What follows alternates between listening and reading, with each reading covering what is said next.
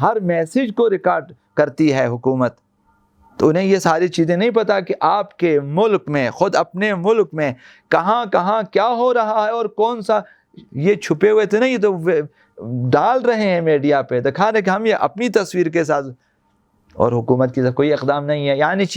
یعنی یہ کہ یہ ملے ہوئے ہیں. ہاں، یہ اولیہ، یہ اخلاق عملی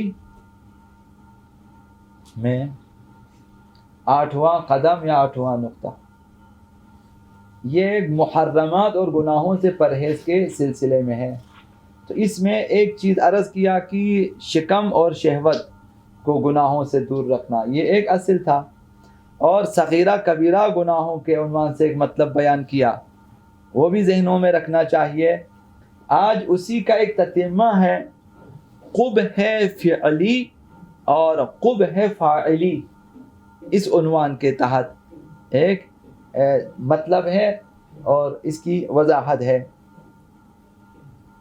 گناہ میں شدت اور ضعف یا صغیرہ کبیرہ ہونا، شدت و ضعف کے اعتبار سے کبیرہ صغیرہ کہا جاتا ہے، یہ دو چیزوں سے مربوط ہے، شدت اور ضعف، گناہوں کا کمزور ہونا یا سخت ہونا، کبیرہ ہونا یا صغیرہ ہونا، دو چیزوں سے مربوط ہے. ان دو چیزوں کا نام قبح فعلی اور قبح فاعلی، یہ دو چیزیں ہیں.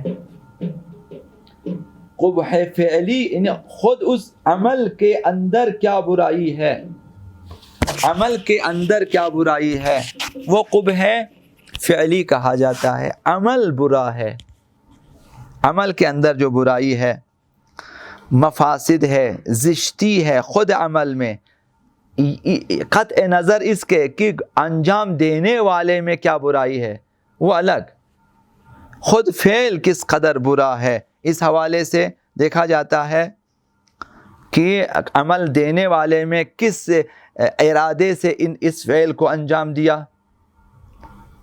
کس سوچ کے ساتھ انجام دیا. اس سے ہٹ کر خود فعل برا ہے، خود عمل برا ہے، اور یہ قبح فعلی. اور کبھی شدت گناہ قبح فاعلی کے وجہ سے ہے، یعنی ایک شخص جو اس گناہ کو انجام دیتا ہے، اس کی روحانی کیفیت کیا ہے، اس کا عقیدہ کیا ہے، فرق ہے گناہ کرنے والوں میں. ایک شخص شرمندگی کے ساتھ گناہ انجام دیتا ہے، ایک شخص جرأت کے ساتھ گناہ کرتا ہے، قبح فاعلی میں فرق ہے. ایک شخص گناہ کے بعد شرمندہ ہو جاتا ہے، دوسرا گناہ کے بعد مغرور ہو جاتا ہے، تو قبح فاعلی میں فرق ہے. تو یہ دیکھا جاتا ہے کہ قبح فاعلی یہ ہے کہ دیکھنا چاہیے کہ یہ شخص جو اس برائی کو انجام دے رہا ہے، اس کی شرائط ذہنی، شرائط روحی کیا ہے، قطع نظر اس کے کہ خود فعل میں کیا برائی ہے اس کو نہیں دیکھا جائے، اس سے ہٹ کر. تو یہ ان دونوں چیزوں سے گناہ کی شدت و ضعف جو ہے وہ ممکن ہے کہ ایک گناہ جو ہے وہ زمانے کے اعتبار سے شدید ہے، جمعہ کے دن وہی گناہ شدید ہے، دوسرے دنوں میں وہی گناہ ضعیف ہے، شبہ قدر میں. اسی طرح مکان اور جگہ کے اعتبار سے ہے، ایک گناہ ہے جو باہر انجام دے اور چیز مسجد میں اسی گناہ کو انجام دے، اس گناہ کی شدت بڑھ جاتی ہے. گناہوں کو صغیرہ کبیرہ ہونے کے حوالے سے ان تمام چیزوں کے حوالے سے دیکھنا چاہیے. تو وہ جو شخص فاعل، قبح فاعلی، وہ جو شخص گناہ انجام دے دیتا ہے، ابھی اس میں کس قدر نافرمانی کی روح بیدار ہے وہ دیکھنا چاہیے، کس قدر طغیان، کس قدر قانون شکنی، کس قدر حقوق خدا سے لاپرواہی کر کے انجام دے دیتا ہے، یا کس قدر حقوق الناس پائمال کرتا ہے. تو یہ چیزیں جو ہیں قبح فاعلی میں شامل ہیں. البتہ سارے گناہ قبح فاعلی کے حوالے سے بزرگ ہیں. ایک شخص طغیانی کے ساتھ، سرکشی کے ساتھ، نافرمانی کرتے ہوئے حقوق اللہ اور حقوق الناس کو پائمال کرتا ہوا گناہ انجام دیتا ہے شدید ہے. اس وجہ سے سارے گناہ کبیرہ ہیں. جی ہاں، چونکہ جو ہے سرپیچی کی ہے دستور خداوند متعال سے، انکار کیا ہے، نافرمانی کی ہے. خداوند مہربان، خداوند رحمان و رحیم اپنے علم و اختیار سے خدا کی نافرمانی کی تو بہت برا کام ہے. تو قبح فاعلی کے اعتبار سے شدید ہے، کبیرہ ہے. قطب راوندی نقل کیا ہے کہ اوحى اللہ تعالی الی عزیر علیہ السلام، حضرت عزیر پیغمبر علیہ السلام کی طرف خداوند متعال نے وحی نازل کی، یا عزیر، اے میرے نبی عزیر، اذا وقعت فی معصیت، جب کسی گناہ کو انجام دے، جب کسی گناہ میں مبتلا ہو جائے تو فلا تنظر الی صغارها، اس گناہ کی کوچکی کو، اس کی کمزوری کو نہ دیکھو، وہ یہ نہ دیکھو کہ وہ گناہ کس قدر چھوٹا ہے. ولیکن انظر من عصیت، یہ دیکھو کس کی نافرمانی کر رہے ہو، یہ دیکھنا چاہیے. تو لوگ جو گناہوں کی طرف آتے ہیں تو یہ دیکھنا چاہیے انہیں کہ دیکھیں گناہ چھوٹا یا بڑا یہ مت دیکھو، دیکھیں میں اللہ کی نافرمانی کر رہا ہوں، اس حوالے سے گناہ بڑا ہے. یعنی قبح ہے فاعلی کے اعتبار سے گناہ ہمیشہ کبیرہ ہے، صغیرہ نہیں ہے. ان سب کے باوجود قبح فاعلی تمام فاعلوں میں یکساں نہیں ہے. انجام دینے والے کی کیفیت مختلف ہے، سب میں یکسانیت نہیں ہے. کیونکہ ممکن ہے کہ ایک شخص شہوت کی طغیانی کے سبب، خواہشات کی طغیانی، خواہشات زیادہ ہو گئی مثلا، اس کی وجہ سے کسی گناہ کا مرتکب ہو جائے وہ، اور کوئی دوسرا شخص ہے اسی گناہ کو فساد و افساد کے عنوان سے انجام دے. وہ چاہتا ہے معاشرے میں فساد پھیلائے، اس لیے انجام دیتا ہے. جیسا کہ آج کل تمام جو دجالی تنظیموں کے کارندے ہیں، یہ لوگ گناہوں کو پھیلا رہے ہیں دجالی حکومت کے لیے اور مہدویت کو ناکام بنانے کے لیے. انہیں معلوم ہے کہ مہدویت اس کے برخلاف ہے. ہمیں اگر جیتنا ہے تو ہمیں گناہوں کو پھیلانا چاہیے. تو اب پوری دنیا میں یہ لوگ گناہ پھیلانے میں لگے ہوئے ہیں.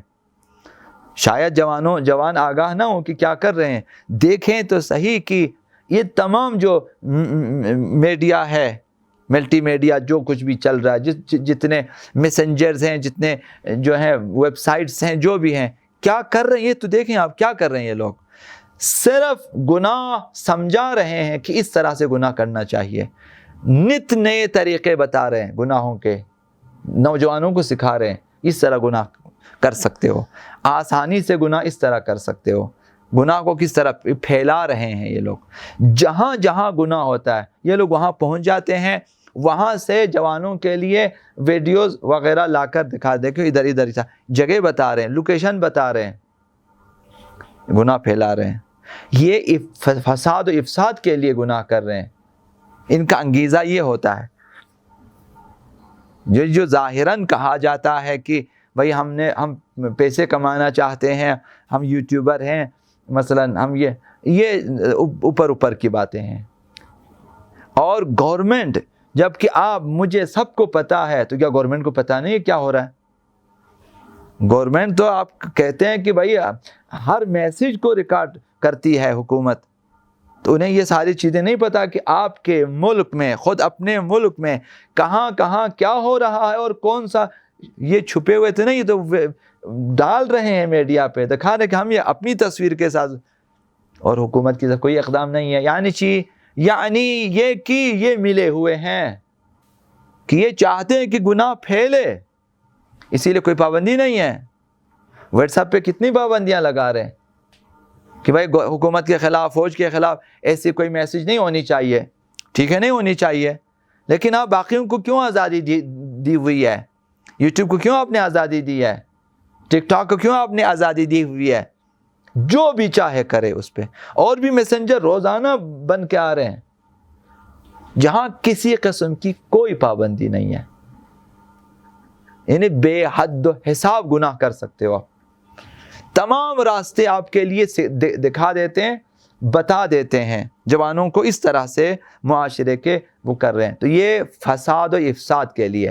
ایک شخص شہوت کا غلبہ ہوا، اس نے ایک چھوٹا گناہ کسی خلوت جگہ پہ انجام دیا مثلا، یا کوئی گانا سن لیا مثلا، چلو بھائی ایک زنا ہو گیا اس سے، ٹھیک ہے زشت ہے، لیکن وہ فساد کے لیے نہیں دیتا، اس پر شہوت کا غلبہ ہو گیا.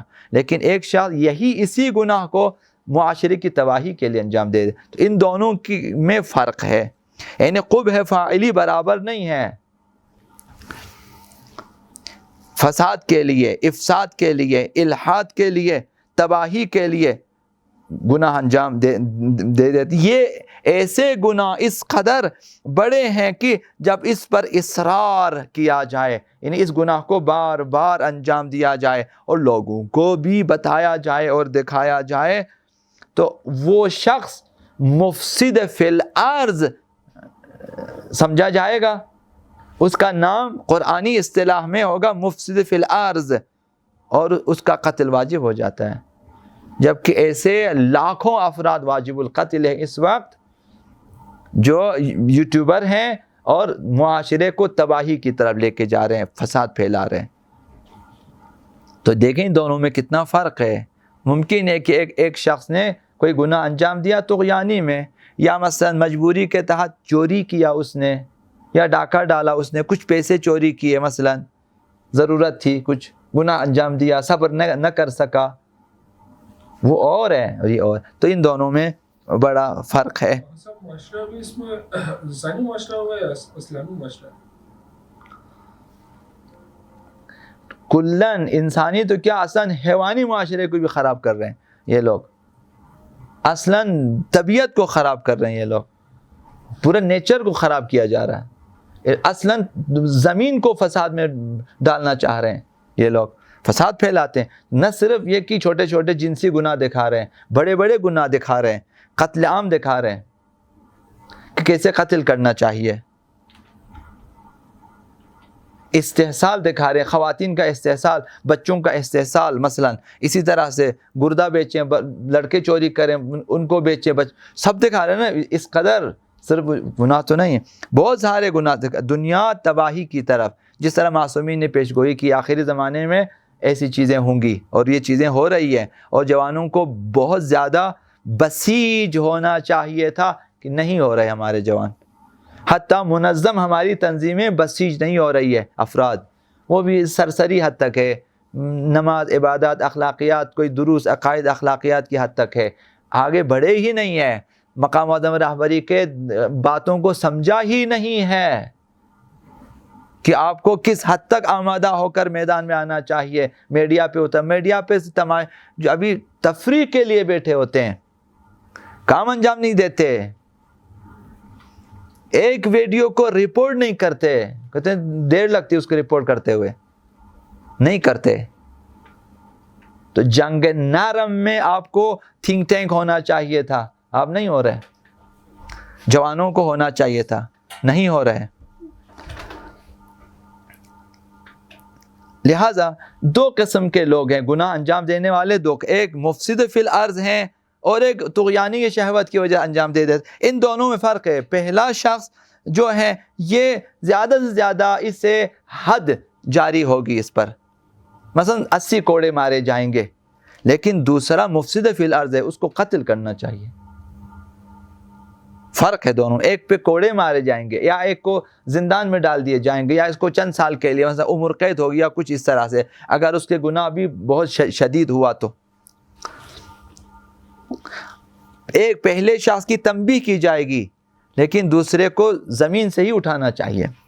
تو بنا بر ان قبح فعلی اور قبح فاعلی، شدت و ضعف ان دونوں میں موجود ہے. اور یہی شدت و ضعف موجب بن جاتی ہے کہ ایک گناہ کو دوسرے گناہ کی نسبت کبیرہ یا دوسرے کی نسبت پہلے کو صغیرہ کہا جاتا ہے. تو لہٰذا ممکن ہے کہ ایک گناہ جو قبح فعلی کے اعتبار سے صغیرہ ہو، قبح فاعلی کے اعتبار سے کبیرہ ہو. کہ مثلا ایک ناجائز بوسہ، میں ایسے ہی عرض کر رہا ہوں، ایک ناجائز بوسہ مثلا یہ ایک شخص شہوت کی طغیانی کی وجہ سے انجام دے گا، اس کی اتنی سزا نہیں ہے. ایک شخص زمین میں فساد پھیلانے کے لیے سر عام یہ کام کرے گا، تو یہی ادھر صغیرہ ہے ادھر کبیرہ ہے. اب یہ مثال نامناسب پھر بھی عرض کی آپ کی خدمت میں، یعنی اس طرح سے آپ سمجھیں اس وقت کہ چوری مثلا چوری کسی کے دراز سے کچھ نکالا ایک شخص نے اپنے لیے، اس کی سزا کیا زیادہ 4 انگلی کاٹی جائے گی. لیکن ایک شخص معاشرے کو تباہ کرنے کے لیے، دوسروں کو سکھانے کے لیے، کس قدر سکھاتے ہیں واٹس ایپ کی چوری اس طرح کرنی، بینکوں سے آپ اس طرح نکال سکتے ہو، کسی کے پیسے آپ اس طرح لے سکتے ہو، یہ سارے دیکھا وہ فساد پھیلا رہا ہوتا ہے. تو گناہ قبح فعلی کے اعتبار سے بھی مختلف ہے قبح فاعلی کے. تو ایک گناہ جو خود صغیرہ ہو قبح فعلی کے اعتبار سے، قبح فاعلی کے اعتبار سے کبیرہ ہو. تو یہ دونوں مثلا اس لحاظ سے چنانچہ ممکن ہے کہ قبح فعلی کے اعتبار سے کبیرہ ہو اور قبح فاعلی کے اعتبار سے صغیرہ. یہی زنا خود کبیرہ ہے، لیکن ایک شخص یا مجبوری میں اسے مجبور کیا کسی نے مثلا اور اس نے انجام دیا خدا نخواستہ مثلا، تو وہ قبح فاعلی کے اعتبار سے کبیرہ نہیں ہے. بھئی مجھے مجبور کیا یا میں خود مجبور ہوا مثلا، شہوت کا غلبہ تھا، اختیار ختم ہو چکا مثلا، کہ خدا نخواستہ کسی جوان پہ غالب آ جائے مثلا، احتیاط کرنی چاہیے کھانے پینوں میں، یا اس کے برعکس. تو لہٰذا گناہوں میں یہ دیکھنا چاہیے. اس مقدمے کے بعد 2 باتیں عرض کریں آپ کی خدمت میں. جمع بندی میں 2 نتیجہ مہم ہمارے لیے حاصل ہے.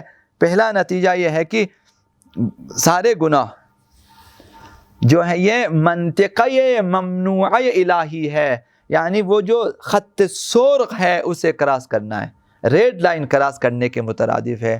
خداوند ہم سب کو ہر قسم کے گناہوں سے بچائے کہ وہ یعنی حدود ممنوع الہی میں، یعنی حریم خدا کی پردہ دری ہے، یہ ناموس خدا کی توہین ہے. یعنی حدود الہی، ناموس الہی، شریعت الہی، ناموس الہی، اس کی بے حرمتی ہے. خداوند سب کو بچائے انشاءاللہ العزیز. تو لہٰذا یہ بہت ہی، تو یہ کیا ہے، خدا الہی ریڈ لائن کراس کرنا ہے جو بھی گناہ ہو. اب 1 قدم یا 10 قدم. وہ لوگ جو چاہتے ہیں کہ منطقہ ممنوعہ میں داخل ہو جائیں، حریم میں داخل نہیں ہونی چاہیے. آپ کا گھر آپ کا حریم ہے کہ دوسرے کو داخل ہونے کی اجازت نہیں ہے. تو یہ چاہتے ہیں حریم خدا ممنوعہ ہے، اس میں اگر داخل ہونا چاہے، اور تو یہ بہت برا. کچھ لوگ اگر آپ چاہیں کہ جو ہے اس سے احتراز کریں، دوری اختیار کریں، تو وہاں نزدیک ہونے سے بھی خود کو بچا لیں. اسلام چاہتا ہے کہ نزدیک بھی نہ ہو جائیں. خداوند متعال فرماتے ہیں تلک حدود اللہ فلا تقربوها. یہ حدود محرمات کو بیان کرنے کا خداوند متعال فرمایا یہ حدود الہی ہے، قریب بھی نہ جانا. تو اسلام نے قریب کو بھی پابندی لگا دیا ہے. زنا حرام ہے، ملاقات کو بھی حرام قرار دیا، اور قصد لذت سے دیکھنے سننے بات چیت کو بھی حرام قرار دیا، تاکہ اصلا ادھر نزدیک ہی نہ پہنچے ہم لوگ. تو باقی لوگ کیوں گرفتار ہو جاتے ہیں؟ انہوں نے جو قریب جو چیزیں ان پہ پابندی نہیں لگا. جہاں آخری حرام ہے، ریپ حرام ہے، اس کا نام ریپ رکھا ہوا ہے، اور دونوں راضی ہو تو زنا جائز ہے. میں نے کہا ریپ کسے کہتے ہیں پھر؟ اور ریپ یعنی زبردستی کیا ہو رہا ہے، حرام ہے ورنہ حلال ہے. یہ ایسے اب وہاں پہ سب گرفتار ہے. اگر لڑائی ہو گئی تو ریپ کیا، اگر راضی ہو کہتے نہیں ہم لوگ مثلا ہم نے دوستی کی ہے. اس وجہ سے وہ معاشرے کبھی بھی اصلاح کی طرف نہیں آ سکتے، وہ تباہی پہ جائے گا. مقدر ہے تباہی ایسے معاشروں کی. بہرحال یہ ہے تلک حدود اللہ فلا تقربوها اور تلک حدود اللہ فلا تعتدوها. دوسری جگہ فرمایا کہ حدود الہی تجاوز نہ کرنا. پہلے کہا قریب نہ آنا، کہا تجاوز نہ کرنا. لہٰذا اس کی تھوڑی بہت وضاحت ہے، انشاءاللہ پھر عرض کریں گے آپ کی خدمت میں. آج ہم پوری وضاحت نہیں کر سکیں گے. بر محمد وآل محمد صلوات اللہ صلی علی محمد وآل محمد وعجل فرجہم. ویسے بھی زیادہ ٹائم لیا.